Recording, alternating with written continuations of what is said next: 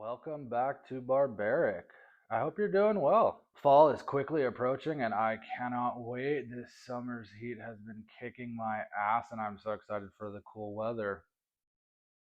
Plus, the North Carolina Renaissance Festival is only a month away. I've already got my tickets for opening weekend. I am so excited.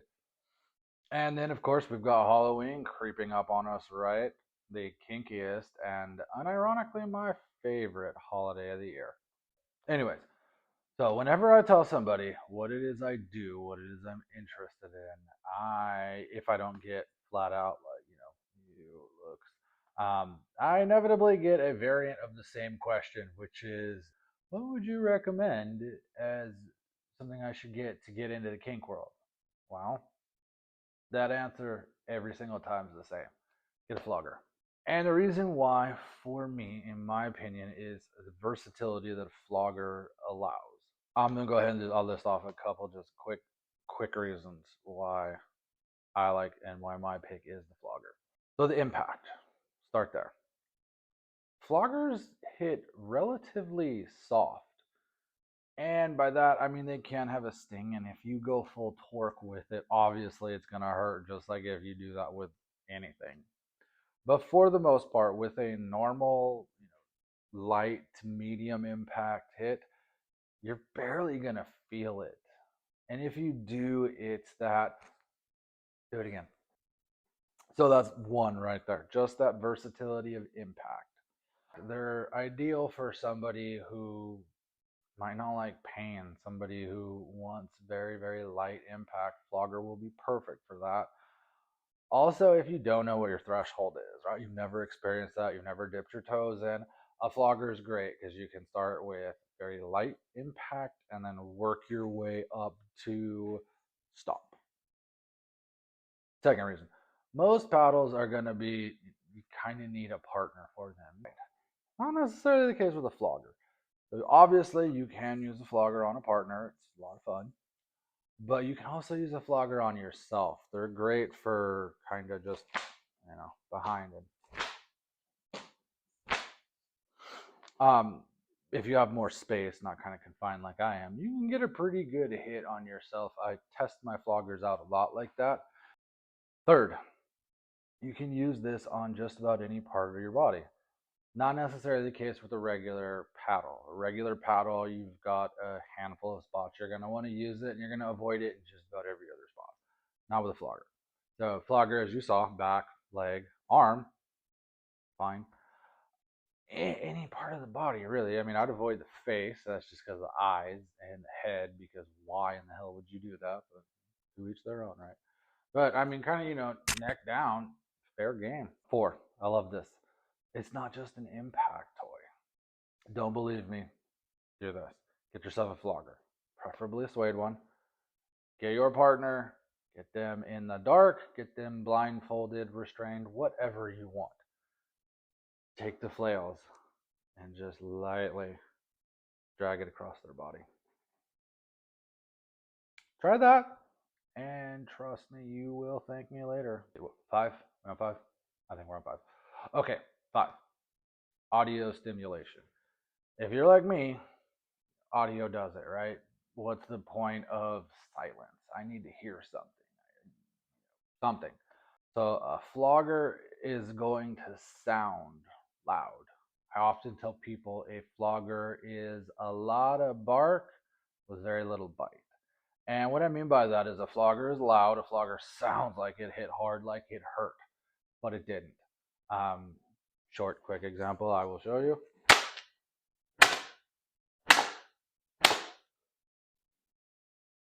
So all of those sounded like they impacted pretty good, but not a one of them even stung. But it was loud and it sounded like it hit hard. It sounded like it hurt. And lastly, so we're not doing a 2 hour long video on reasons why I love floggers. Just the simple fact of customization on this, right? You've got different options for the handle. You've got different options for a knot or a way of hiding your seams, your transitions. What are you going to make the flails out of? This is suede. You can do chrome tan leather. There. You can do veg tan, you can do oil tan, you can do faux leather if you're vegan and don't want to go the animal hide route. Vegan leather is totally fine for that. I've seen people use rope. I've seen people use cloth. You can use burlap. I mean, whatever the hell you want it. Also, you can kind of tailor this to your needs. If you wanted to, and I've never actually done it, you could flail, frail, kind of cut up the ends of these so you get smaller little tips. The smaller will sting more. I've seen people put bolts on these. I've seen people go all the way. Well, actually, no, I haven't seen this yet, but it was a thought I had. I wouldn't do it, but if you are more on the pain side, you're more on the sadism, masochism side, barbed wire, right? Get you a length of barbed wire, cut them little barbs off, tie them into this flail, and shit, go at it, man, right? Yeah. And with that, let's jump right into the project. First thing we're gonna do is get the handle prepped. I'm just using a piece of leftover wood I had from a different project, but you can use whatever material you want. I'm keeping it rough at this point, so I'm going for about 10 inches in length, and then I'm gonna split it in half at about 2 1/4. Stack the two pieces together to get some thickness, and that'll make the rough for the handle.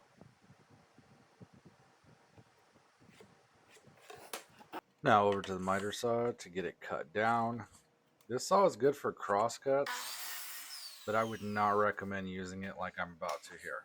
This technically worked, but my finger was really close to the blade, so I would never ever recommend using a saw like I'm doing right here. With our wood cut, it's time to glue the two halves together. This is just regular wood glue from the hardware store. Since I always have little pieces of scrap lying around, I like to use them anytime I need to spread glue.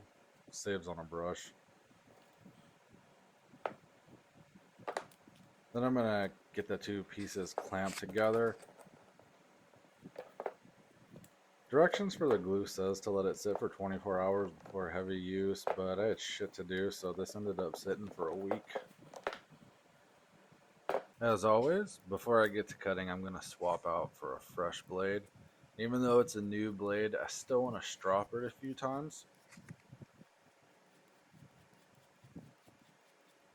I'm going to be using this 3 to 4 ounce blue suede from Weaver for the lace, fringe, tassel things. I'm not actually sure what they're called, but the little flogging parts that you get hit with.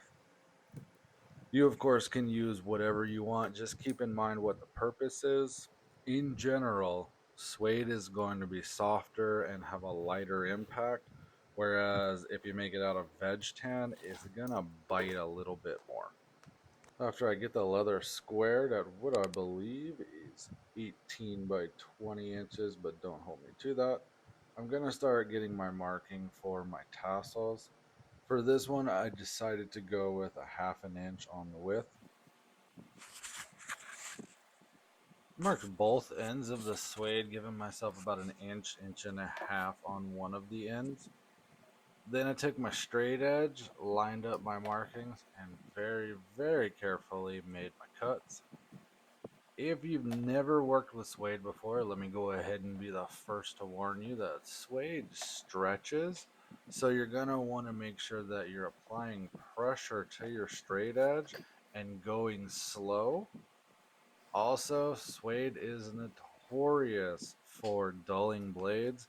About halfway through cutting these tassels, I could feel the blade starting to get dull. It was pulling on the leather. So I had to bust out the strop, go ahead and strop the blade a few more times before continuing. And you can feel the difference in the blade after it's stropped. It cuts so much smoother.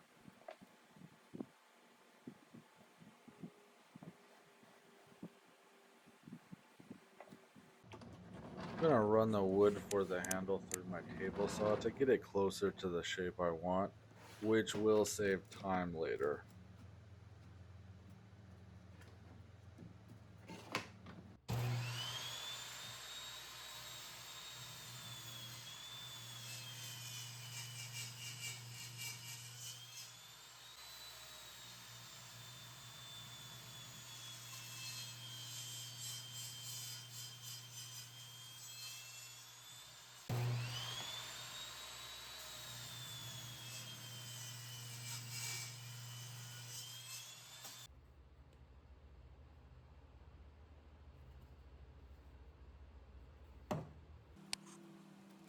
For this handle, I had an idea of it being similar to the look of the Roman gladius.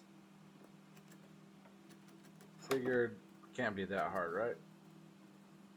To start, I made some rough marks where my fingers would sit, and then I took my square edge and made some guidelines.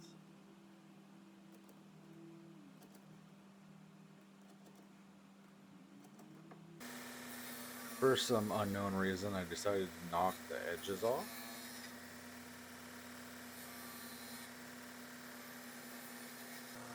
And then it was all about just getting in front of the sander and hogging away material until I got a shape that was similar to what I was going for.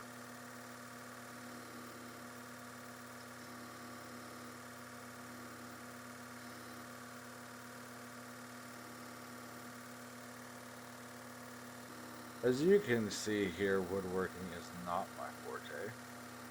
So what did I do? Decided I'm just going to completely raw dog this one. No tutorial videos, no forms, just me, my sander, and the wood.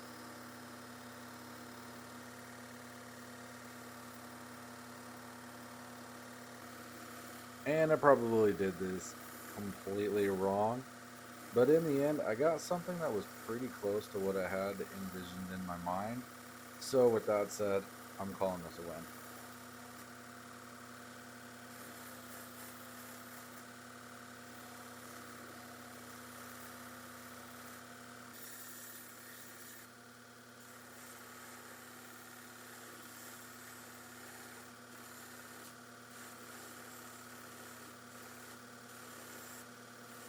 All things considered, the process was pretty fun. Taking a random chunk of wood and sanding it down to make a pretty comfortable handle. I'm going to play around with this a lot more in the future, and who knows, maybe I'll come out with another more intricate video on making wooden handles.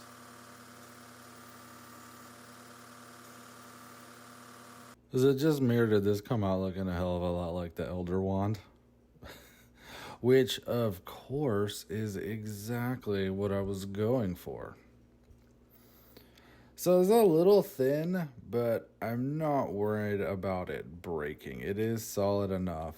If I'm being honest, it does feel a little small in my hand, but as I'm told constantly by my wife, I have Sasquatch hands. And what does every good handle need? Some stain. I'm using this 2-in-1 stain and sealer to give this some color and hopefully protect it. Per the directions, we're going to apply this, leave it for 15 minutes, then come back and rub off any excess.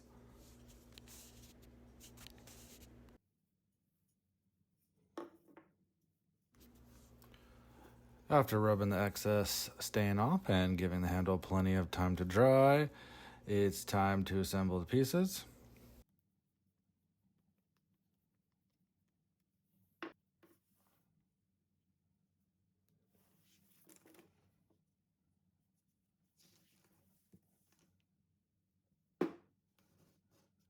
We're going to use the same wood glue we used earlier to glue the leather to the handle.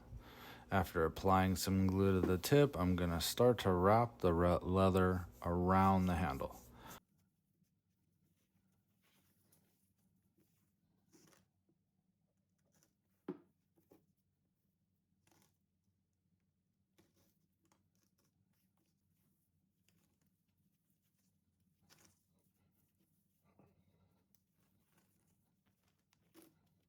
I want to make sure to keep it relatively tight as I'm wrapping, adding glue periodically as I go.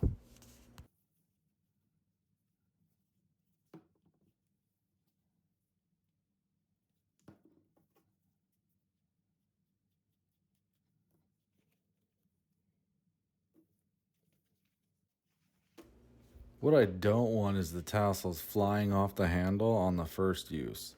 So after the glue dries, I'm going to take this green wax thread, wrap it around the leather and the handle very tightly.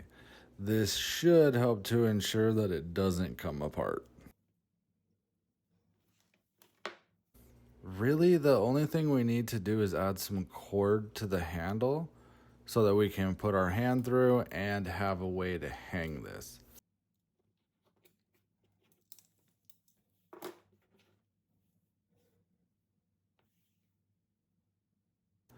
Off camera, I drilled a hole into the end of the handle, and then I'm just gonna feed the black lace through, tie it off at the end, and we're done.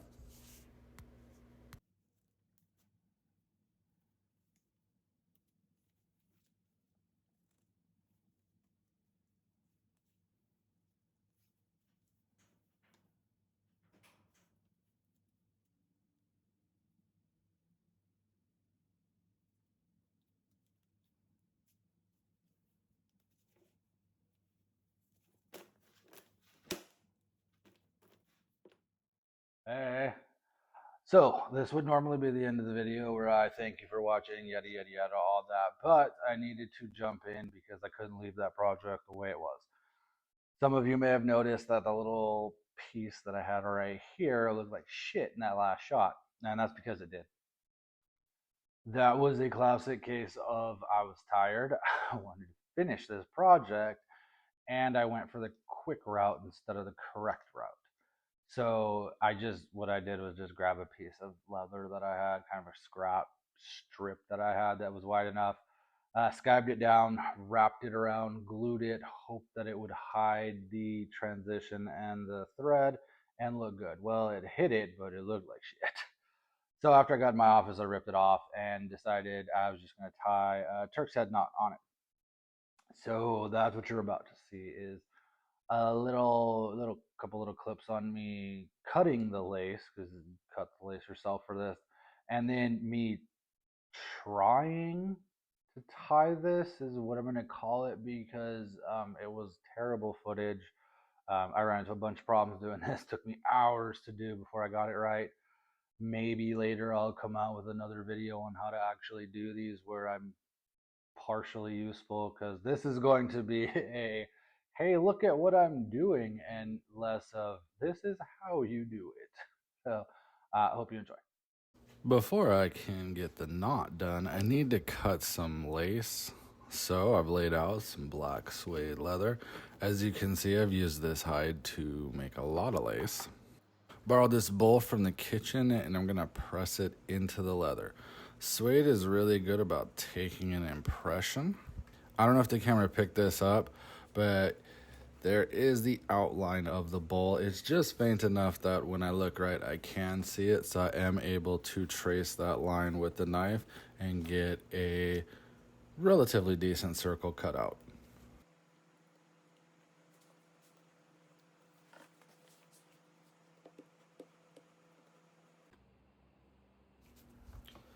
Once I have my suede circle, I'm going to get out my lace cutter. This works very, very similar to the way a strap cutter works. First, I set the desired size, and then I'm going to feed the leather through until I get a little tab coming through the end. Then I'm going to grab that and start to very carefully pull the leather through the lace cutter.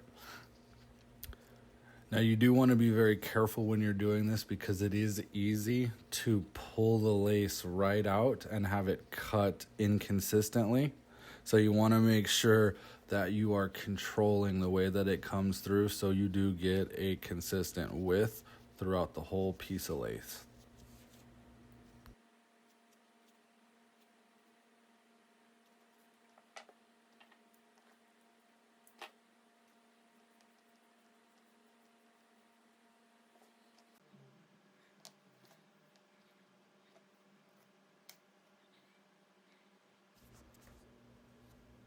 Oh, the knot. I debated leaving this in or shooting a new clip on a regular dowel entirely, but figured, what the hell. This part took me several hours and I ended up having to redo it multiple times before I got the knot right. This clip is not a very good one because the piece of lace that I used is way too long, but it does kind of show the struggles that you'll run into. And not to mention, I was really, really frustrated at this point because of all the problems that I had run into. I lost my lace needle while doing this. I wound up kicking the tripod and moving the camera, so most of this got shot off to the side and was unusable. This is just a little bit that I could salvage. And then this is not the final knot. After I shot this, I went back in my office and realized I didn't like what I had done, so I undid it and redid the knot with shorter lace and only doing 2 passes instead of trying to do 3, and it came out much better. I might post another video in the future on how to do one of these knots, but it is definitely not my strong suit.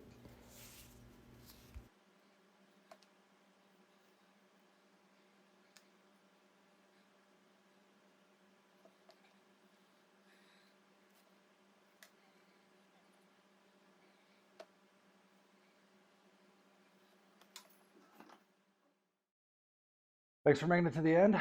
I hope you enjoyed the video. Let me know in the comment section below if you have any ideas for future videos. I'm forever looking for suggestions for new projects. And with that, I hope you all have a great rest of your day. And as always, stay barbaric.